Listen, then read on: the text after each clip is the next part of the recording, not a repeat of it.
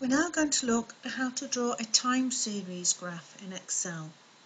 Now for once Excel's kind to us. We can very easily draw a time series graph without having to change too much at all. The data that we want to draw on our graph is the actual data and the trend line. So we start off by highlighting these two columns. What we want to do, as you'll see here, that I've also highlighted the blank areas at the bottom. They are the time periods that we're going to make forecasts for. And you'll see that on the years and the quarters, in this example, which is from page 27 in your workbooks, we have the data for the first 3 years, and we want to forecast what's going to happen for the 4 quarters in year 4. By highlighting the blank space, what this will do is it will give us enough room on our chart to extend our trend line, as you'll see in a moment. Okay, so we highlight our data and our trend columns, and then we choose Insert, Line Chart, and the second option down, Line with Markers. And you can see that that has actually drawn our data, our zigzag pattern of our data and our trend line. In this case also, the legend is meaningful. It tells us that the blue line is our data and the red line is our trend. What is less than useful is this horizontal axis title across the bottom. The reason we didn't highlight our years and quarters is because Excel actually tries to plot those as data. To get our years and quarters across the bottom, you move your mouse within the plot area of your chart, and then you right click with your mouse and choose the Select Data option.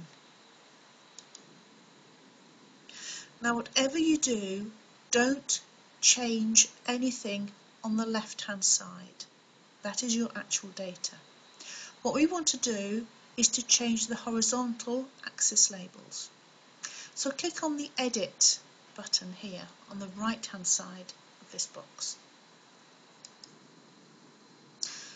Here we get an option to put in the axis label range.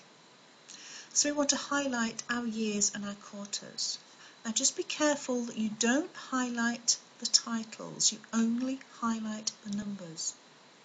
So that's from year 1, quarter 1, all the way down to year 4, quarter 4. Let's put in the ranges here for you. So if you click on OK, comes back to the main box and just click on OK again. You will now see that the chart has year 1 and the 4 quarters, year 2 and the 4 quarters, etc. We've also got year 4 and the 4 quarters with no data in there. That gives us room for us to extend our trend line and to read off our year 4 values. So now what we need to do is we need to add a title, or main title, and horizontal and vertical axis titles. So at the top, my tay's gone off Insert, so we click on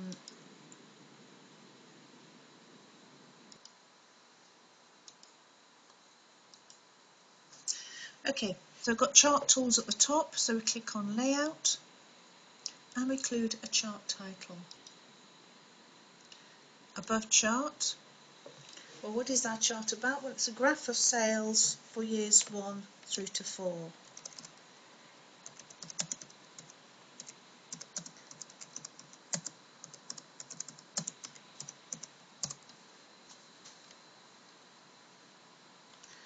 We also want our axis titles, so click on Axis Titles, our horizontal axis title.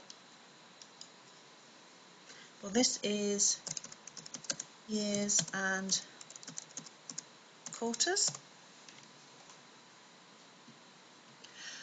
And our axis titles again, our vertical axis, well, at the side, what do we have? Well, we have sales in thousands of pounds. Oops, and I've put a 3 instead of a pound sign. That makes more sense. And that is our time series graph in Excel. Not bad, eh? Again, you can change the colours, you can mess about with the fonts, etc. But basically that is the chart. What you will need to do is you will need to print out this chart, and then you will manually draw in your projected trend lines. You can draw them on Excel, but to be quite honest, it's quite a bit of fiddling about, and it doesn't make your chart any more readable or any better. Personally, I would print it out and draw your lines on manually.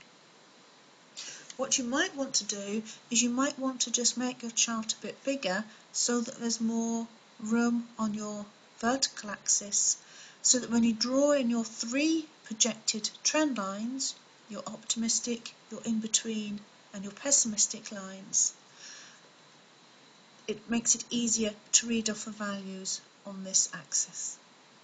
But that's the only thing that you might want to change when you print your graph out. As I say, that is a time series graph on Excel. Thank you.